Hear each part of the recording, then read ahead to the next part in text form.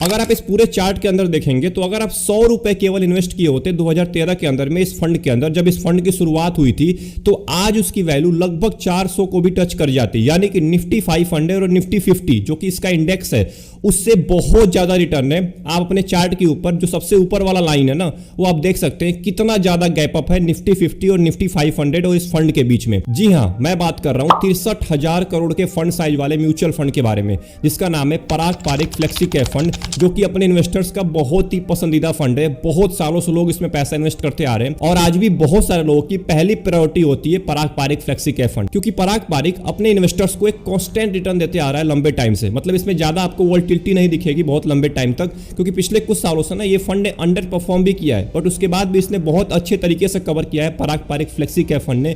मैं भी इस फंड का इन्वेस्टर हूं। इस पूरे वीडियो के अंदर हम यही बात करने वाले हैं कि आखिर में क्यों पराग पारिक फ्लेक्सी कैप फंड मेरा सबसे बेस्ट फंड है और ये कैसे बहुत सारे इन्वेस्टर्स को एक कांस्टेंट रिटर्न देते आ रहा है लंबे टाइम से, इसके बारे में भी हम बात करेंगे। तो अगर आप इस वीडियो पे पहली बार आए तो वीडियो को लाइक कर दीजिएगा एंड चैनल को जरूर सब्सक्राइब कर लीजिएगा, क्योंकि ऐसी वीडियोज आपके लिए रेगुलर बेसिस पे आती रहती है। तो फिर देर किस बात की, वीडियो को स्टार्ट करते हैं। अब सबसे पहले हम बात करेंगे पराग पारिक फ्लेक्सी कैप के एसआईपी रिटर्न और लमसम रिटर्न के बारे में। इसके बेसिस पे हम जान पाएंगे कि आखिर में ये फंड कितना कांस्टेंट है। तो अगर हम एसआईपी रिटर्न की बात करें तो पिछले एक साल के अंदर में इस फंड ने आपको एनुअल रिटर्न जो दिया है वो दिया है लगभग 39% का।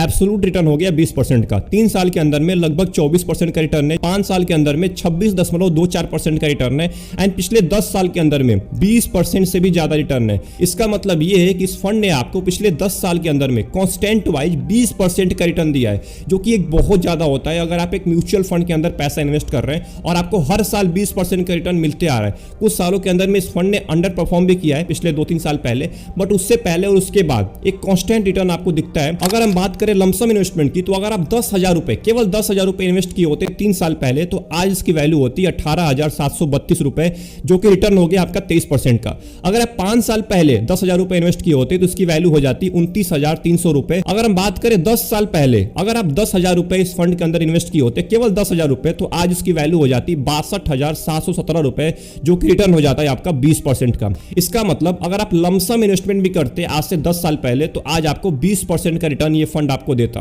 तो आई होप आपको ये समझ में आ गया होगा कि आखिर में ये फंड कितना कांस्टेंट है और पिछले 10 सालों से ये कितना कांस्टेंट वाइज आपको रिटर्न देते आ रहा है। अगर मैं अपनी बात करूं तो मैं भी पिछले 1 साल से इस फंड के अंदर इन्वेस्टेड हूं। पिछले 1 साल पहले मैंने पराग पारिक फ्लेक्सी कैप फंड के अंदर अपना इन्वेस्टमेंट स्टार्ट किया था और आज मेरे को इस फंड ने लगभग 22% से भी ज्यादा रिटर्न दिया है पिछले 1-1.5 साल के अंदर में। तो आपको इससे अंदाजा हो गया होगा कि हर साल आपको ये फंड लगभग 20% का रिटर्न देता ही देता है।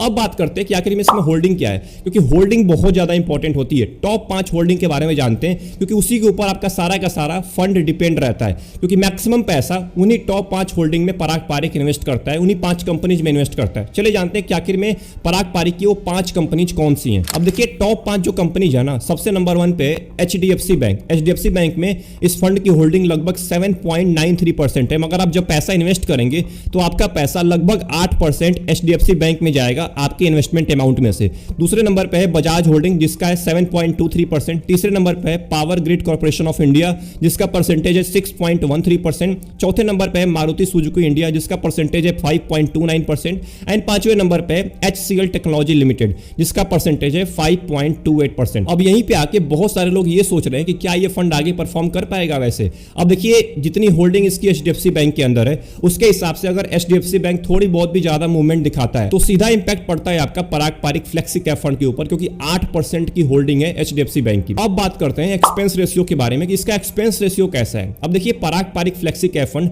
अपने एक्सपेंस रेशियो के लिए जाना जाता है, क्योंकि सबसे कम एक्सपेंस रेशियो है पूरे फ्लेक्सी कैप कैटेगरी के अंदर।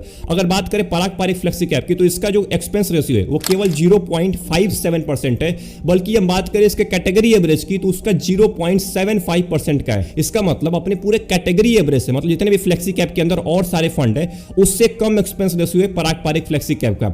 अब इससे यह फायदा होगा कि लॉन्ग टर्म में आपको ज्यादा कॉस्ट नहीं पे करना पड़ेगा इन चार्जेस के लिए। मतलब कि एक्सपेंस रेशियो अगर आपका 1% है तो आप सालाना 1% पे करते हैं एक्सपेंस रेशियो अपने फंड मैनेजर को। लॉन्ग टर्म में देखें तो बहुत ज्यादा पैसा आपका एक्सपेंस रेशियो में ही चला जाता है। अगर अगर एक्सपेंस रेशियो कम रहेगा लॉन्ग टर्म में आपका पैसा कॉस्ट के तौर पे नहीं जाएगा किसी भी फंड के अंदर। अब यहां तक हमने जान लिया कि आखिर में पराग पारिक फ्लेक्सी कैप फंड आपको कितना रिटर्न दे चुका है। अब बात करते हैं इसके रिस्क के बारे में, इसके अंदर कितना रिस्क है, इसके रिस्क रेशियो को समझ लेते हैं कि आखिर में आपको कितना रिस्क लेना पड़ेगा आपको रिटर्न कमाने के लिए।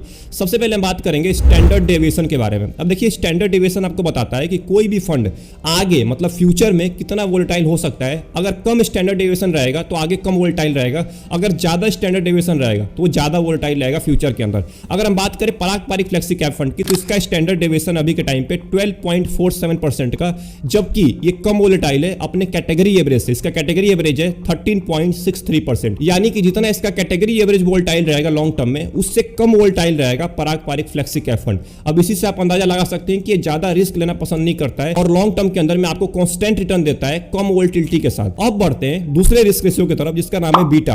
अब देखिए बीटा के बारे में बहुत सारे लोगों को नहीं पता होता है। अब देखिए जब भी आप म्यूचुअल फंड रिसर्च करने आते हैं आपको इन रिस्क रेशियोज के बारे में पता होना चाहिए। स्टैंडर्ड डेविएशन हो गया, बीटा हो गया, अल्फा हो गया, इन सारी चीजों के बारे में आपको पता होना चाहिए जो कि मैं आपको अभी बताने वाला हूं। तो बीटा के बारे में समझ लेते हैं। अब देखिए बीटा आपको यह बताता है कि पर्टिकुलर इंडेक्स से क्या वो फंड ज्यादा वोलेटाइल है या कम वोलेटाइल है, यही बताता है बीटा। अगर बात करें पराग पारिक फ्लेक्सी कैप के बीटा के बारे में तो इसका बीटा है 0.73% का एंड इसके कैटेगरी एवरेज का है 0.93% का। इसका मतलब ये अपने कैटेगरी एवरेज से कम वोलेटाइल है, मतलब कि जो इसका कैटेगरी एवरेज है जो बाकी के फ्लेक्सी कैप फंड है उससे ये कम वोलेटाइल है पराग पारिक फ्लेक्सी कैप फंड। अब बढ़ते हैं अपने अगले रेशियो की तरफ जिसका नाम है शार्प रेशियो। अब देखिए शार्प रेशियो आपको ये बताता है कि आपका फंड कितना रिस्क लेके आपको कितना रिटर्न दे रहा है। अगर उसने 1% का रिस्क लिया है तो क्या आपको वो 2% का रिटर्न दिया है, या 1% का रिस्क लेके वो 0.50% का रिटर्न दिया है, ये आपको बताता है शार्प रेशियो। चलिए जानते हैं पराग पारिक फ्लेक्सी कैप फंड का शार्प रेशियो।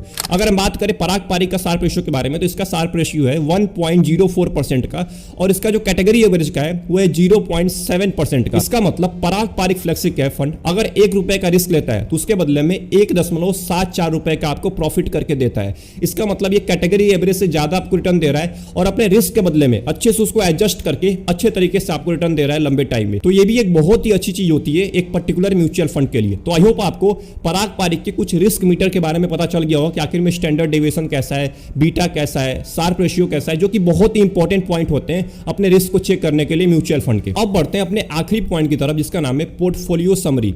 अब देखिए पराग पारिक के बारे में आप सभी को पता है, आपने रिस्क समझ लिया, आपने रिटर्न समझ लिया। अब आपको यह जानना है कि आपका पैसा कितना कहां पे इन्वेस्ट किया जाएगा और कितना पैसा आपका लार्ज कैप में डाला जाएगा, मिड कैप में, स्मॉल कैप में, कितना पैसा आपका इंडिया के बाहर इन्वेस्ट किया जाएगा, इंडिया के अंदर इन्वेस्ट किया जाएगा, यह जानना आपके लिए बहुत ज्यादा इंपॉर्टेंट है। अगर हम बात करें पराग पारिक फ्लेक्सी कैप फंड के बारे में तो इसमें टोटल कंपनी है 42, मतलब 42 स्टॉक्स हैं इस कंपनी के अंदर। टॉप 5 वेटेज है, मतलब इस 42 में से टॉप 5 का वेटेज है 31.86% का, टॉप 10 का वेटेज है 53.67% का एंड अगर सेक्टर्स की बात करें टॉप 3 सेक्टर्स का जो वेटेज है वो है 33.63% का। तो ये तो था कि आखिर में इसका वेटेज कितना है कंपनीज के अंदर और सेक्टर्स के अंदर। अब बात करते हैं कि आपका पैसा लार्ज कैप, मिड कैप और स्मॉल कैप में कितना इन्वेस्ट किया जाएगा। तो अगर हम बात करें पराग पारिक के लार्ज कैप में इन्वेस्टमेंट की तो लार्ज कैप में लगभग 50% आपका पैसा, लगभग 42 में से 23 कंपनी में आपका पैसा लार्ज कैप में इन्वेस्ट किया जाएगा। मिड कैप के अंदर 42 में से 6 कंपनी में आपका पैसा मिड कैप में डाला गया है एंड स्मॉल कैप की बात करें तो 9 कंपनीज है, यानी कि 7.09% की होल्डिंग है स्मॉल कैप फंड के अंदर। अब इससे यह पता चलता है कि Parag Parikh flexi cap fund maximum पैसा आपका लार्ज कैप के अंदर ही इन्वेस्ट करता है। जो 42 कंपनी है उसमें से लगभग आधी कंपनी लार्ज कैप कंपनीज है जिनका डूबने का चांसेस बहुत ही कम होता है और मैक्सिमम पैसा Parag Parikh flexi cap fund large cap companies में ही इन्वेस्ट करता है।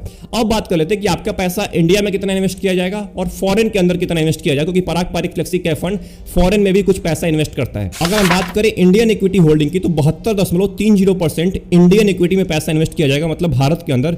भारत के बाहर आपका पैसा 15.39% भारत के बाहर आपका पैसा इन्वेस्ट किया जाएगा। एफएनओ होल्डिंग नहीं है इसमें। टोटल इक्विटी होल्डिंग है 87.69%, जिसमें से 72% इंडियन इक्विटी में एंड फॉरेन इक्विटी में 15.39%। तो आई होप आपको यह समझ में आ गया होगा कि आपका पैसा कहां पे कितना इन्वेस्ट किया जाएगा, किस कंपनी में कितना इन्वेस्ट किया जाएगा, किस सेक्टर में कितना इन्वेस्ट किया जाएगा और किस देश में कितना इन्वेस्ट किया जाएगा। तो ये सारे डेटा देखने के बाद, सारी चीजें देखने के बाद आपको एक बात तो समझ में आ गई होगी, पराग पारिक आपको क्यों लॉन्ग टर्म के अंदर में एक अच्छा रिटर्न देने वाला फंड है और कांस्टेंट रिटर्न देने वाला फंड है। अब एक सवाल निकल के आता है कि आखिर में आपको क्यों चूज करना चाहिए पारंपरिक फ्लेक्सी कैप फंड, बाकी फंड क्यों नहीं चूज करना चाहिए फ्लेक्सी कैप के अंदर। अब देखिए इसके 2-3 रीजन है, मैं आपको बताने वाला हूं। सबसे पहला रीजन है डाइवर्सिफाइड पोर्टफोलियो।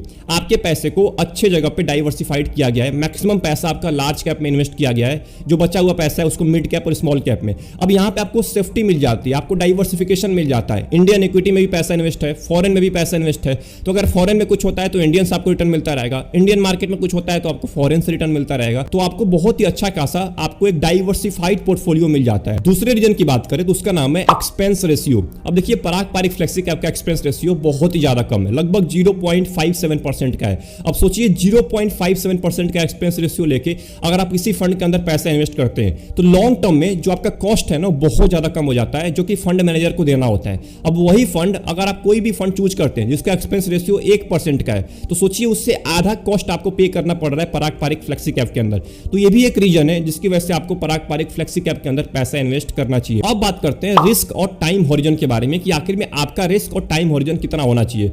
अब देखिए रिस्क तो लेना पड़ेगा, आपको यहाँ पे रिस्क लेना पड़ेगा क्योंकि वेरी हाई रिस्क है। आप हर जगह पे देखेंगे पारंपरिक का तो आपको वहां पे दिख जाएगा वेरी हाई रिस्क होता है पारंपरिक फ्लेक्सी कैप के अंदर, क्योंकि पिछले कुछ सालों से इसने अंडर परफॉर्म भी किया है। तो अगर आप अंडर परफॉर्म झेल पाएंगे तभी आप आइएगा पारंपरिक फ्लेक्सी कैप के अंदर। और आपका टाइम पीरियड जो होना चाहिए वो कम से कम 7 साल का होना चाहिए, क्योंकि अगर पारंपरिक के मेन वेबसाइट पे जाएंगे ना, मतलब पारंपरिक का जो मेन वेबसाइट है उस पर अगर आप जाएंगे तो वहां पे भी लिखा गया है कि कम से कम 5 साल तक पैसा इन्वेस्ट करना है इस फंड के अंदर। तो ये लॉन्ग टर्म वाला फंड है, ये ऐसा नहीं है कि आपको शॉर्ट टर्म में अच्छा खासा रिटर्न देके बाहर निकाल देगा, ऐसा कुछ नहीं है। आपको 7 साल तक आना पड़ेगा, कम से कम 7 साल तक, मैक्सिमम कोई लिमिट नहीं है। मैंने पैसा इन्वेस्ट किया है कम से कम 20 साल तक, आपको इसके अंदर कम से कम 7 साल तक आना है और मैक्सिमम कोई भी लिमिट नहीं है। तो आई होप आपको ये समझ में आ गया होगा कि आखिर में कौन कौन से रीजन है जिसकी वजह से इस फंड के अंदर आपको आना चाहिए। अगर आप एक लॉन्ग टर्म इन्वेस्टर हैं तो आपके लिए पारंपरिक फ्लेक्सी कैप फंड आज भी उतना ही अच्छा फंड है जितना आज से 3-4 साल पहले था। अब मेरा इस वीडियो को बनाने का केवल मेरा एक ही मोटिव है कि आपको ये पता चल जाए कि पारंपरिक फ्लेक्सी कैप फंड पिछले कुछ सालों से क्यों कांस्टेंट रिटर्न देते आ रहा है और मैंने क्यों इस फंड के अंदर पैसा इन्वेस्ट किया है। अब बात करें आपकी, तो आपका गोल अलग हो सकता है, आपका रिस्क अलग हो सकता है, आपका म्यूचुअल फंड अलग हो सकता है। आप अपने रिस्क और गोल के हिसाब से ही म्यूचुअल फंड चूज करिए। मेरा वीडियो बना देने से आप सीधा पैसा उठा के ना डाल दीजिए इसमें कि पारंपरिक अच्छा फंड है फ्लेक्सी कैप के अंदर 20% का रिटर्न आपको दिख गया। ऐसा बिल्कुल नहीं करना है, क्योंकि आगे कुछ भी हो सकता है, ना आपके ऊपर डिपेंड करता है ना मेरे ऊपर, ना आपको पता है ना मेरे को पता है। आगे ये भी हो सकता है कि पारंपरिक आपको कुछ साल तक नेगेटिव रिटर्न देता रहे, तो ये भी हो सकता है। बट आपके लिए जो आपका रिस्क है, जो आपका गोल है, उसके हिसाब से म्यूचुअल फंड चूज करिए। मेरी बात मान के या किसी और की बात मान के पारंपरिक फ्लेक्सी कैप के अंदर आंख बंद करके पैसा ना इन्वेस्ट कर दीजिए, क्योंकि सबका अलग रिस्क होता है, सबका अलग गोल होता है। तो आई होप आपको ये पूरी वीडियो पसंद आई होगी। और क्या आप एक पारंपरिक इन्वेस्टर हैं, कमेंट बॉक्स में जरूर टाइप करिएगा। और आप कौन से फ्लेक्सी कैप कैटेगरी के अंदर पैसा इन्वेस्ट करते हैं ये भी टाइप करना मत भूलिएगा। मिलते हैं एक और इंपॉर्टेंट वीडियो में एक और इंटरेस्टिंग टॉपिक के साथ। अगर कोई भी डाउट है कमेंट बॉक्स में जरूर टाइप करिएगा। तब तक के लिए best of luck, take care.